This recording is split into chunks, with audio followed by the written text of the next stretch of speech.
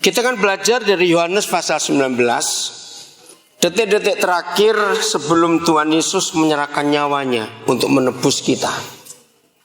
Saya akan mengajak saudara untuk berpikir dengan dua kalimat ini. Sudah selesai dan belum selesai. Siapa yang percaya bahwa dua kalimat ini bisa digabung, bahwa sudah selesai dan belum selesai, itu ternyata artinya sama? Ayo mikir. Bisa nggak dua kalimat ini digabung, sudah selesai dan belum selesai? Cepatlah jawab, jangan lama-lama. Ayo, bisa nggak dua kalimat ini digabung? Anak-anak kalian mikir. Ayo, sudah selesai dan belum selesai. Halo, ada orang nggak ini? Jawablah. Kalau saudara berkata bisa, ngomong bisa, nggak apa-apa, kita diskusi.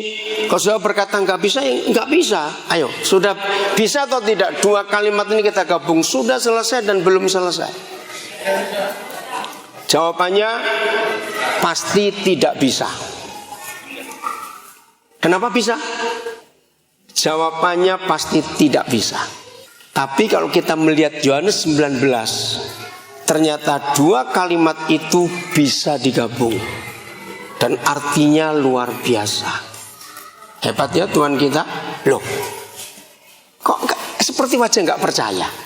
Oke, sekarang saya tanya, saudara percaya fakta atau percaya firman Tuhan? Halo, percaya fakta atau percaya firman Tuhan? Wih, terima kasih, hebat. Dengarkan, sampai hari ini sebagian besar orang Jakarta, orang Indonesia sedih karena Ahok kalah. Ya, dari kemarin sore sampai tadi siang ini sampai malam ini sebelum kita mulai, saya berkata bahwa masalah pilkada Jakarta sudah selesai atau belum selesai? Belum. Nah, itu dia. Maka itu ketika saya jawab, semua orang yang tanya, lu kenapa belum selesai? Secara fakta sudah selesai, karena saya dihitung jumlah suara. Tapi urusan dengan Tuhan itu belum selesai. Kok gak ada yang ngamen? Betul? Nah, secara waktu Ahok itu selesai 17 Oktober 2017. Loh, betul tidak? Itu hari terakhir dia menyerahkan kursi gubernur. Nah, dari 19 April sampai 17 Oktober itu ada waktu yang lama atau sebentar? Lama. Nah, selama itu Tuhan bisa bekerja atau tidak dengan caranya sendiri? Oke? Nah, berarti kata sudah selesai belum selesai bisa digabung tidak? Loh, ayo jawab cepat ah. Bisa digabung tidak? Bisa. Bagaimana cara gabung? Sudah selesai untuk siapa? Belum selesai untuk siapa? Ayo cepat jawab. Sudah selesai untuk manusia, belum selesai untuk Tuhan. Tapi kalau kita pakai Yohanes 19, sudah selesai itu untuk Tuhan. Karena kalimat terakhir waktu Tuhan tergantung di kayu salib, apa yang diucapkan? Anak-anak ingat gak? Sudah selesai. Tapi buat kita manusia belum selesai. Tapi fakta firman sudah selesai. Ya, berarti sudah selesai, kita makan sekarang, pulang. Kan sudah selesai. Nah, saudara, inilah konsep hidup yang kita harus pakai dalam hidup kita.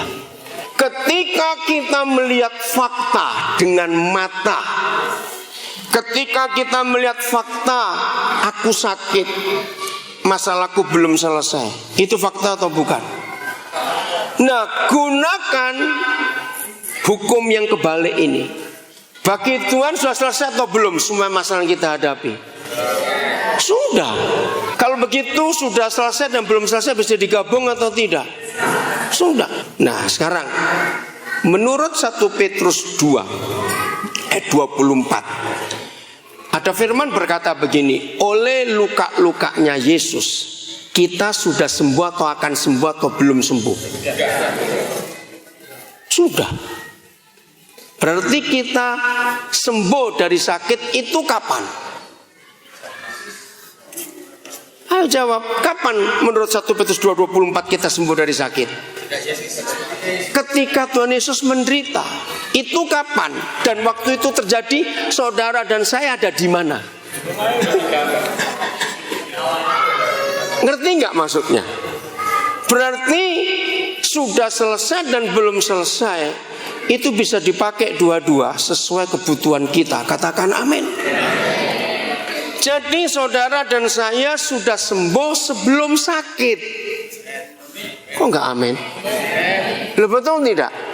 Nah, ilmu apapun juga di dunia ini tidak bisa menggabungkan dua hal ini. Bagaimana belum sakit kok sudah sembuh duluan? Apalagi bukan cuma belum sakit, belum lahir sudah sembuh. Tadi pas masuk dari depan ada seorang ibu cerita, "Aduh, saya nangis kemarin seharian nahokala." "Ngapain kamu nangis?" "Oh, Nabi kok ikut nangis nahokala." Tapi memang suara, banyak orang sedih. Jangan takut hal itu. Sebab bagi Tuhan belum selesai. Pilkada sudah selesai. Mau diapa-apakan nggak bisa, sudah selesai. Tapi bagi Tuhan belum selesai. Nah, sebelum saya lanjutkan, kalau begitu sampai pada kalimat ini, adakah di antara kita masih takut dengan masalah?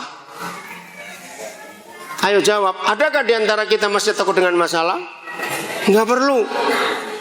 Tunggu kapan sudah selesai untuk Tuhan, kapan belum selesai untuk kita, atau kita balik. Kapan sudah selesai buat kita, tapi belum selesai buat Tuhan.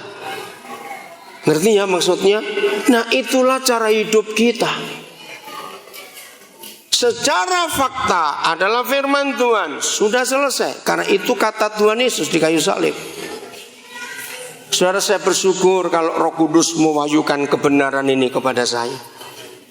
Saudara, maka ini yang harus kita kerjakan dalam hidup kita ketika apapun yang baik dan yang tidak baik terjadi di hidup kita.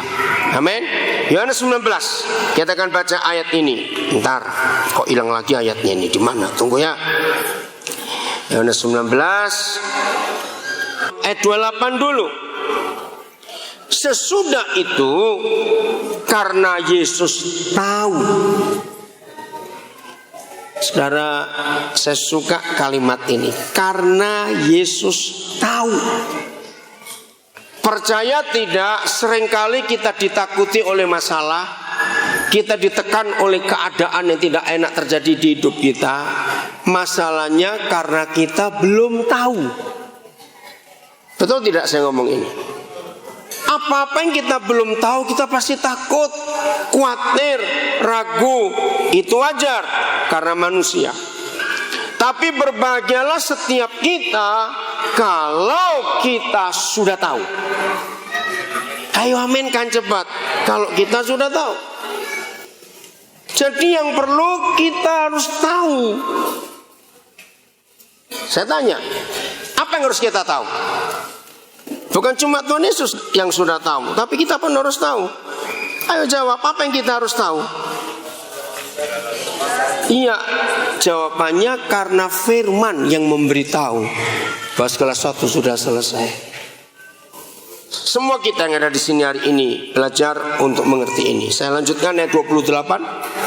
Sesudah itu, karena Yesus tahu. Nah, perhatikan. Kata sesudah itu di sini itu artinya negatif atau positif? Yang dialami Tuhan Yesus pada waktu itu, kalimat sesudah itu, ini negatif atau positif? Ayo jawab cepat. Negatif atau positif? Sangat negatif, karena ini penderitaan. Tidak ada orang yang rela dihukum mati, apalagi orang tidak salah. Betul? Nggak akan rela. Maka itu firman sesudah itu, ini sengsara sekali. Ini penderitaan buat Tuhan Yesus. Ini masalah besar buat dia. Masih ingat pergumulan dia di Taman Getsemani? Apa yang digumulkan malam itu sebelum besok harus mengalami penderitaan? Apa yang digumulkan? Apa? Cawan, bukan. Pakai istilah yang fakta. Cawan itu tradisi Romawi. Jadi begini, pemerintahan Romawi dalam pengadilan membuktikan bahwa terdakwa ini divonis atau tidak, maka jaksa akan memberikan cawan. Dan itu ada minuman anggur yang pahit sekali. Nah, begitu jaksa menyodorkan cawan itu, artinya vonis mati. Nah, malam itu Tuhan Yesus di Getsemani itu bergumul, kalau boleh aku nggak mau dihukum mati. Wajar nggak Tuhan Yesus berkata seperti itu? Wajar. Ada dua kewajarannya. Satu, ayo siapa bisa jawab? Satu-satu, kenapa? Ya tidak bersalah, betul. Kalau bersalah, terima vonis itu wajar. Ini tidak bersalah, tapi divonis mati. Kedua, wajarnya di mana? Ayo, kewajarannya di mana? Kedua, ayo. Karena dia manusia. Oke. Apalagi supaya lengkap. Kenapa wajar kalau dia tidak mau menerima hukuman mati itu? Satu, karena dia nggak salah, betul. Dua, karena dia tahu kehendak Bapaknya, dia harus mati. Amin. Maka itu kalimat Yesus tahu, ini yang buat dia menang atas pergumulan Getsemani malam itu. Karena dia apa? Tahu apa? Ayo, tahu apa cepat? Harus mati untuk para bajingan ini, yaitu kita semua. Saya tidak tahu berapa banyak di antara saudara. Saya itu baru tahu tadi pagi. Setelah dijemput dari bandara oleh Pak Edo jam 9. Nah, ATM Mandiri saya terblokir. Dan saudara tahu kalau saya keluar negeri, maka ATM saya tinggalkan kepada siapa yang terakhir ngantar saya. Setelah pernikahannya Noel, kami berangkat ke Surabaya, terus ke luar negeri.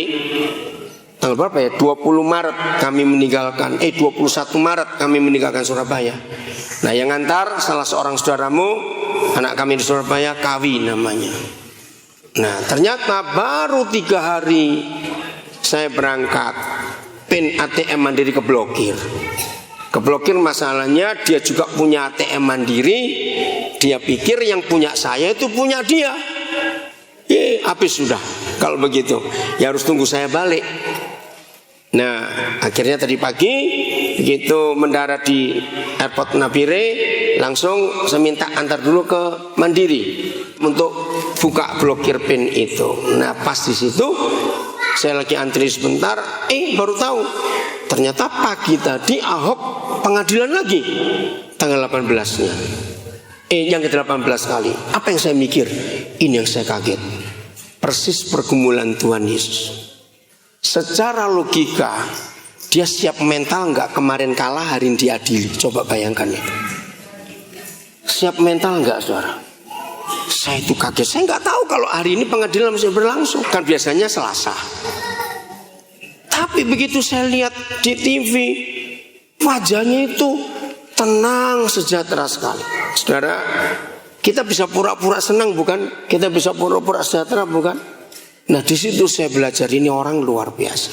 Sebelum ada kepastian dia kalah atau menang, saya itu pernah berkata kepada banyak orang, kira-kira kalau Ahok itu model kita, jujur ya, ingin gak sih terus jadi gubernur atau lebih baik serahkan aja ke orang lain?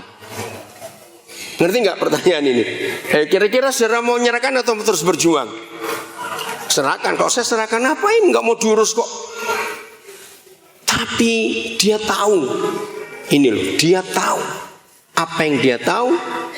Posisinya itu panggilan Tuhan.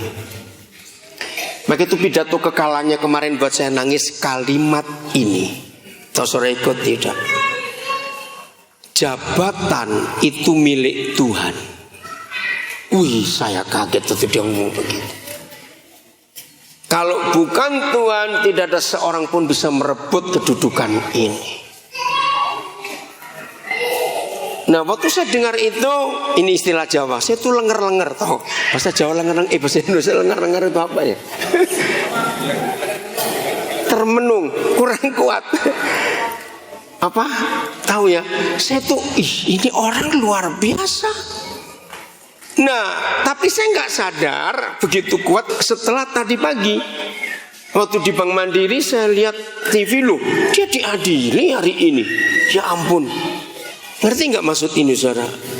Pak, karena dia tahu. Kenapa dia tetap mau berjuang untuk jadi gubernur? Karena dia tahu bahwa dia harus menyelamatkan warga Jakarta, menyelamatkan uang rakyat. Dia tahu. Kenapa dia tetap tegar waktu diadili? Kemarin kalah, hari ini diadili secara logika shock. Sekuat-kuatnya mental orang. Ngerti gak maksud ini? Betul, sekuat-kuatnya mental orang. Kenapa dia tetap kuat? Jawabannya dia tahu. Apa yang dia tahu? Tuhan belum selesai dengan dia. Maka itu dia kuat. Jadi saya kembali kepada kalimat ini. Ini luar biasa. Papa terima kasih ada firman sehebat ini. Kembali ayat 28. Sesudah itu, karena Yesus tahu. Ini kalimat menarik. Sesudah itu, sesudah penderitaan, siksaan, hinaan, cemoohan, ludah, tinju, paku, cemeti, semuanya itu sesudah penderitaan itu. Karena Yesus tahu. Maka itu kalau ada di antara kita yang cuma baru disinggung sedikit, maaf. Kalau saudara merasa ini hakku, kenapa aku nggak dibayar? Maaf, saya berkata. Kalau karena orang tidak tahu, tapi saudara yang tahu, tapi orang yang tidak tahu ini lalu menyakiti saudara, jangan mau kalah. Amin. Untuk semua itu, dirugikan pun jangan. Loh, terus kan? Jangan apa? Jangan kalah. Karena apa? Kita tahu. Amin.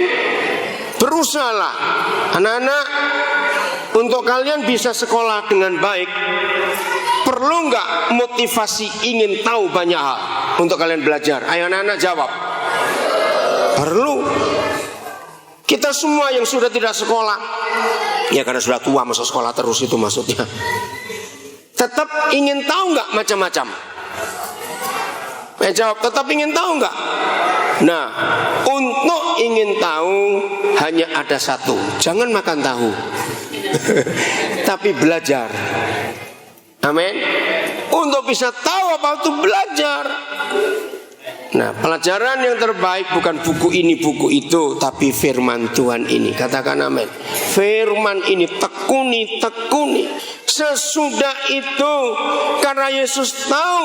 Nah, berarti karena dia tahu, jadi kuat nggak menghadapi penderitaan itu? Ayo jawab, jadi kuat tidak? Kuat. Maka itu Ahok kuat menghadapi pengadilan hari ini, bila kemarin kalah. Karena dia tahu bahwa, baca sama-sama 1, 2, 3, bahwa segala sesuatu telah selesai. Wah, ini luar biasa, pengetahuan yang hebat. Maka itu dia menang, bahwa segala sesuatu telah selesai. Berkatalah Yesus, supaya genaplah yang ada tertulis dalam kitab suci. Saudara, buat saya tidak ada yang lebih hebat dari kalimat apa saja di dunia ini kecuali kalimat ini. Supaya genaplah yang ada tertulis dalam kitab suci. Kok gak amin? Ini kalimat ini artinya dahsyat sekali. Kalau semua hidup kita dalam perjalanan kita selalu menggenapi apa yang sudah tertulis dalam kitab suci, hidup ini pasti luar biasa atau tidak? Jawab, hidup ini pasti luar biasa atau tidak? Pasti. Ada banyak tulisan di dunia ini. Betul, semua orang bisa menulis sesuatu, termasuk WhatsApp, SMS, Facebook, dan semua bentuk sosial media, messenger atau apa. Itu tulisan atau bukan? Tulisan. Berarti untuk kita bisa menggenapi apa saja yang tertulis di dunia ini, ada banyak pilihan tulisan atau tidak? Ayo jawab, ada banyak pilihan tulisan atau tidak? Banyak. Banyak atau sedikit orang goblok hidupnya ditentukan oleh tulisan SMS atau WhatsApp? Jawab, banyak atau sedikit? Banyak. Padahal itu nggak bayar, kenapa dipercaya goblok? Gitu loh. Betul? Harusnya saudara dan saya lebih percaya apa yang tertulis dalam kitab suci. Amin. Karena disitulah kita akan tahu bahwa antara sudah selesai dan belum selesai itu bisa digabung. Kalau hidup kita menuruti semua apa yang tertulis di dalam kitab suci. Ini hal yang luar biasa. Maaf, saya cuma cerita. Saya ada kesalahan tanggal pernikahan Roni Talapesi. Ya saya salah gitu. Saya pikir nanti bulan Agustus. Ternyata sampai sekarang saya belum tahu salahnya ini di mana. Saya buka semua SMS WhatsApp kok nggak tertulis baik. Jadi harusnya menikah 22 Agustus. Ternyata saya salah, 22 April. Lusa jadinya. Nah, saya sudah rencana untuk balik ke Nabire. Saya coba otak-atik. Aduh, nggak ada titik temunya. Nah, jadi saya harus tetap balik. Karena saya tahu waktu Tuhan saya ingin berbagi dengan saudara semua. Dan firman ini yang saya bagikan. Jadi saya cuma sehari tadi pagi balik, besok harus berangkat lagi. Bayangkan. Nah, saya cuma cerita ini. Walaupun tiket lumayan murah, nggak mahal. Tapi dalam kondisi saya nggak punya duit, murah juga nggak punya duit. Mau bagaimana? Ngerti maksudnya? Tapi saya harus balik untuk sharing hal yang luar biasa yang Tuhan tunjukkan supaya kita belajar. Ngerti ya maksudnya? Sebab saya tahu antara sudah selesai belum selesai itu sangat ditentukan oleh apa yang tertulis di dalam kitab suci. Amin. Apa yang tertulis di dalam kitab suci. Terus ada satu kalimat, cuma 2 kata. Baca 1, 2, 3. Ayo baca 1, 2, 3. Aku haus. Saya ingin saudara merenung betul-betul dengan kalimat aku haus. Di pikiran saya waktu saya pertama belajar ini, ini berkecamuk. Berkecamuknya satu, maaf ini manusia. Aku haus. Ini manusia, bukan sebagai murid Yesus, tidak umum saja. Karena itu yang seringkali kita lontarkan ke orang-orang lain. Aku haus. Pernahkah atau bolehkah saudara berkata seperti saya pernah berkata? Itu masalahmu sendiri. Berarti nggak maksud saya ini? Betul? Yesus haus. Maka itu ketika kita melihat sesuatu kejadian dalam hidup salah seorang saudara kita, sering nggak kita melontarkan kata-kata nggak bertanggung jawab? Itu kan salahmu. Jawab cepat. Sering tidak? Sering. Lo ngaku cepat. Nah, bukan cuma sering. Dalam hidup seorang manusia menyalahkan orang lain itu terlalu gampang. Setuju saya ngomong ini? Maka itu belajarlah. Yang kedua saya ngomong begini. Terus maksudmu apa? Ini kalau bukan Tuhan Yesus ya, umum. Maksudmu apa? Berkata aku haus. Terus aku mesti buat apa? Boleh nggak melanjutkan itu? Atau yang paling menjengkelkan dalam hidup kita, yang paling menjengkelkan, kalau kita tahu orang itu bisa nolong kita, tapi dia tidak mau nolong kita, dan sudah begitu nyalakan lagi. Sering nggak kita ngalami seperti itu? Yang berikut, bisa nggak kita berpikir, sudahlah, kalau memang kau diam aja sudah, nggak usah bilang-bilang. Lu coba jawab, bisa nggak berpikir seperti itu? Lu ya atau tidak? Dari satu kalimat yang cuma 2 kata aku haus ini, macam-macam bisa muncul di pikiran kita. Ngapain kamu ngomong-ngomong kalau haus? Dan bisa saudara teruskan sendiri. Tapi siapa bisa jawab apa motivasi Tuhan Yesus berkata aku haus? Kalau toh dia sudah tahu. Sudah tahu. Ayo mikir, kenapa dia bisa berkata? Apa motivasinya? Aku haus. Cepat, jangan lama-lama. Ayo, kenapa harus ngomong? Minta pertolongan. Yang lain setuju? Minta pertolongan? Tidak. Cari perhatian? Tidak. Terima kasih. Oke, saya bilang tidak. Enggak. Ayo, ungkapkan. Kenapa? Ayo, secara manusia, lebih baik kita ngumumkan gak kita sedang susah atau tidak? Lebih baik tidak. Karena kita tahu karakter manusia secara umum. Paling aku diejek, paling aku disalahkan. Betul tidak? Itu manusia yang tidak normal. Amin. Kenapa Tuhan Yesus ngomong aku haus? Toh susah orang akan nolong dia. Dasar saya bahas. Pak Edi, Pak Yonatan ngomong minta pertolongan, cari perhatian. Tidak. Bagaimana bisa nolong? Dia lagi tergantung. Walaupun kita nggak tahu berapa meter jaraknya dari permukaan tanah. Bagaimana bisa memberi minum? Betul? Kalau cari perhatian nggak mungkin. Ngapain? Satu lagi, siapa bisa jawab? Apa motivasinya? Dia harus berkata aku haus. Kenapa? Nyawanya sudah di leher. Ya kalau sudah di leher mau mati ngapain kau minta minum segalanya? Kebutuhan, bukan menggenapi firman. Oke, tapi yang betul begini, untuk memberitahukan kepada dunia bahwa dia itu manusia, bukan Tuhan. Maka itu bisa haus. Jadi sebetulnya kata aku haus itu bukan dia minta minum. Tidak. Dia memberitahu, aku ini seperti kalian semua. Hebat bukan? Saudara, dalam hidup ini kalau apa saja yang Tuhan Yesus alami dan lakukan kita alami juga, itu luar biasa. Amin. Ayat 29. Di situ ada suatu bekas penuh anggur asam, ya gelas atau apa nggak tahu.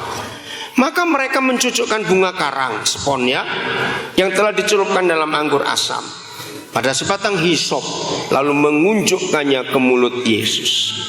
Sesudah Yesus meminum anggur asam itu, berkatalah ia, apa? Sudah selesai. Lalu ia menundukkan kepalanya dan menyerahkan nyawanya. Sudah selesai. Jadi mulai hari ini masalah apapun kita hadapi dalam hidup, percayalah sudah selesai. Buat Tuhan, walaupun buat kita belum selesai. Tapi kita pun bisa balik. Sudah selesai buat aku, tapi belum selesai buat Tuhan. Saya ambil contoh kasus Ahok, belum selesai. Masih ada waktu sampai 17 Oktober. Belum selesai. Banyak hal yang Tuhan bisa kerjakan di hidup kita, belum selesai Tuhan. Amin. Tapi sudah selesai juga. Untuk apa saja. Ayat kedua yang saya mau tunjukkan masih pasal 19 juga. Bentar. Ayat yang ke 41. Ya. Jadi yang pertama sudah selesai. Kedua ayat 41 ini menarik sekali. Dekat tempat di mana Yesus disalibkan, ada apa? Ayo, ada apa? Suatu taman. Dan dalam taman itu ada suatu kubur baru yang di dalamnya belum pernah dimakamkan seorang. Kita nggak bahas masalah itu. Begini kita belajar. Mendengar kata tempat di mana Yesus disalibkan. Saya beri contoh di Indonesia. Di Nusa Kambangan itu penjara yang ngeri. Nah, ada satu lokasi itu antara LP batu dengan LP besi. Saya pernah menengok ke tempat itu. Nah, tempat itu tempat eksekusi. Jadi tidak ada tempat sesering tempat itu di Nusa Kambangan atau di Indonesia, di daerah manapun juga, tempat yang sering untuk menembak mati terhukum. Nah, tempat itu. Kalau saudara ke sana, nggak ada yang ngeri. Cuma ya pohon-pohon, ada lapangan, walaupun nggak terlalu bersih. Nggak ada kuburan pun nggak ada. Ya, tiang yang dipakai untuk mengikat yang dihukum mati juga tidak ada. Biasa saja. Tapi kalau kita tahu tempat itu tempat eksekusi, ngeri atau tidak? Walaupun nggak kelihatan tanda-tanda apa-apa begitu. Ngeri nggak pertanyaannya? Ngeri atau tidak? Pasti ngeri dong. Terus kita bisa bayangkan yang macam-macam begitu. Jadi membaca kalimat firman ini di dekat atau apa? Di tempat di mana Yesus disalibkan.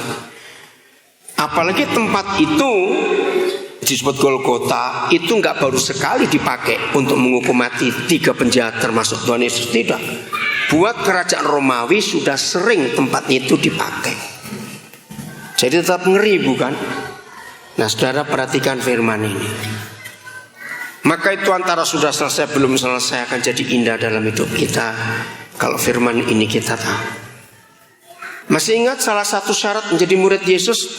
Rajin doa puasa, rajin persembahan, rajin baca Alkitab, atau apa? Ayo, salah satu syarat untuk menjadi murid Yesus. Anak-anak, pikul salib, masa lupa? Betul? Pikul salib, mau disalibkan. Kok nggak ada yang ngamen? Jangan marah-marah, amennya panjang sekali kamu itu. Amin. Salah satu syarat menjadi pengikut Yesus adalah disalibkan. Nah, sama. Mendengar kata salib itu ngeri atau tidak? Ngeri. Tapi kita bisa menolak atau tidak? Ya, secara hukum bisa, tapi nggak boleh. Kita harus jalani penyaliban itu. Ingat, siapa yang masih susah berhenti berbuat dosa, jangan minta didoakan. Ya, kalau kita masih belum bisa berhenti berbuat dosa, jangan minta doa kelepasan, jangan minta didoakan, tidak. Itu nggak bisa. Untuk berhenti berbuat dosa hanya satu, disalibkan. Kok nggak ada yang ngamen? Nih, bangun. Amin. Oke, mudah-mudahan ini ayat yang terakhir. 1 Petrus 4 ayat 1. Jangan lupa, dekat tempat di mana Yesus disalibkan ada suatu taman. Nanti kita akan diskusikan itu bagian terakhir. 1 Petrus 4 ayat 1. Inilah satu-satunya ayat dalam seluruh Alkitab yang memberitahu kita kapan kita bisa berhenti berbuat dosa. Ternyata salib, saudara. Jadi karena siapa? Kristus telah apa? Makan bebek Jokowi, begitu. Ayo, Kristus telah apa? Telah menderita penderitaan fisik badani. Maka loh, jangan kamu, saya begitu saja baca kok. Maka saya pun juga harus mempersenjatai diriku, ya, dengan pikiran yang demikian. Nah, ini rahasianya. Baca sama-sama. 1, 2, 3. Karena barang siapa telah menderita penderitaan badani, ia telah berhenti berbuat dosa. Bagi Tuhan Yesus, penderitaan badani itu apa bentuknya? Salib. Ingat tadi ayat 28.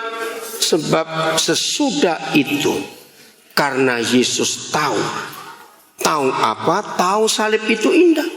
Ayo, siapa saja di antara kita yang masih belum bisa bebas dengan dosa-dosa, apa saja, entah itu pornografi, entah itu minuman keras, mabuk, merokok, judi, dan sejenisnya. Cuma satu caranya berhenti. Siap diapakan? Disalib. Ya, siap disalib. Siapa yang Jumat Agung kemarin ada pawai salib itu dari Taman Gizi ke Bukit Meriam?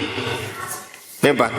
Ada yang lihat nggak itu? Nah, saudara, jadi tempat penyalipan itu ngeri. Amin. Mendengar kata menderita secara badani itu tidak enak, betul. Tapi jangan lupa, kalau salib yang kita harus alami itu karena yang sesuai tertulis dalam kitab suci. Dengar ya baik-baik ya. Kalau salib yang kita harus alami yaitu penderitaan dengan konsep Yesus, karena Yesus tahu walaupun tidak enak, jelas. Tapi jangan lupa di setiap tempat penyalipan itu ada suatu taman. Amin kan, cepat ngerti nggak maksudnya ini? Loh, ngerti nggak? Apa? Aminnya karena apa yuk? Artinya ada keindahan. Kok nggak amin yang lain ini? Maka itu kalau saudara menghindari salib, maka kita akan bersahabat dengan dosa. Kenapa? Tidak melihat keindahan kalau kita menghindari salib. Betul. Salib itu luar biasa. Sebab dekat tempat disalib pasti ada taman. Amin. Kalau gitu salib itu kita sukai nggak? Loh, harus, betul. Harus. Kalau nggak akan melihat keindahan. Jadi stop berbuat dosa dengan disalib. Jadi indah dalam Tuhan hidup ini.